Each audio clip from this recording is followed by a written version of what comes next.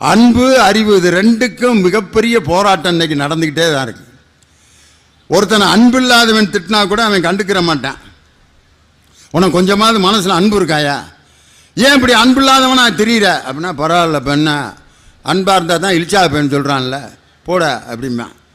ஆனால் அறிவு இருக்கான்னு மட்டும் ஒருத்தனை கேட்டுருங்க, அறிவே இல்லாதவனுக்கு கூட கோபம் வரும் பயங்கரமா.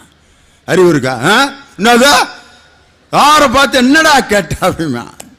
அப்போ அறிவு என்ற ஒரு விஷயத்தை டச் பண்ணும்போது ஒரு மனிதனுடைய சுயமரியாதை பாதிக்கப்படுகிறது என்று சொன்னால், அறிவு என்பது ஒரு மனிதனுக்கு எவ்வளவு முக்கியம் என்பதை இந்த உலகத்திற்கு முதலில் உணர்த்தியவர் கிரேக்க பேரறிஞர் சாக்ரட்டிஸ் என்ற தத்துவ மேதை.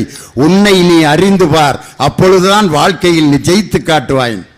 அதன் பிறகு தன்மானம் பகுத்தறிவு என்ற அறிவை இந்த சமுதாயத்திற்கு போதித்து இன்னைக்கு லியோன் இந்த புத்தக திருவிழாவில் கம்பீரமாக நடுவில் நின்று பேசுகிறேன் என்று சொன்னால், எங்களுக்கு தன்மானத்தையும் பகுத்தறிவையும் ஊட்டி கொடுத்த அந்த பகுத்தறிவு பகலவன் வெந்தாடி வேந்தன் தந்தை பெரியார் என்ற தாத்தா மட்டும் இல்லைன்னா, லியோனி இங்க பேசுற இந்த பேச்சாளர்கள்லாம் இந்த இடத்துல உட்கார்றதுக்கு அருகதெல்லாம் போயிருப்பான்.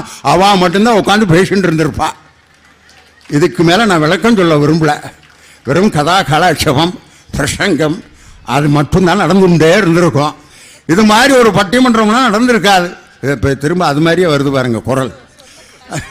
அதெல்லாம் சொல்லக்கூடாது, சொன்னால் கோச்சுக்கூடா. இருந்தாலும் வாயில் வந்துடுத்தோம், என்ன பண்ணுறத. இருந்தாலும் நம்மையெல்லாம் இன்று மேடையிலே ஏற்றி அழகு பார்த்த அந்த பெரியார் என்ற தாத்தா, நிம்மதிக்கு மகிழ்ச்சிக்கு என்ன வித்தியாசம்?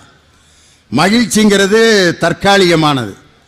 ஒரு பள்ளிக்கூடத்தில் இடம் கிடைச்சா மகிழ்ச்சி, பையனை 6வது சேர்த்தாங்க ரொம்ப மகிழ்ச்சி, அது மகிழ்ச்சி தான். எப்போ நிம்மதி வரும்? அவன் 12th நல்ல மார்க் வாங்கி பாஸ் ஆனா அப்பா நிம்மதி. அதோட நிம்மதி முடிஞ்சிருச்சா, அடுத்து இன்னொரு மகிழ்ச்சி தொடங்க.